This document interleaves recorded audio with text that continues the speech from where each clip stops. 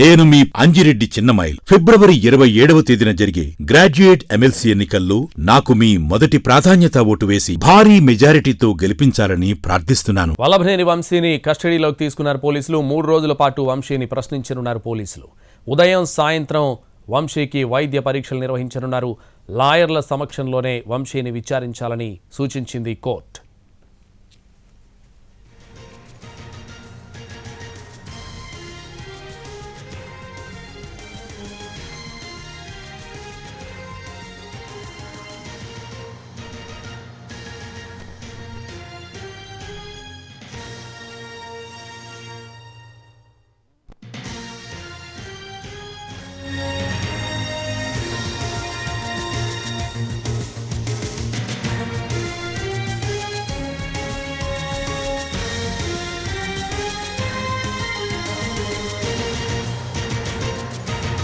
వల్లభనేని వంశీపై మరో కేసు నమోదైంది. గన్నవరం పోలీస్ స్టేషన్లో వంశీపై భూ కబ్జా కేసు నమోదైంది.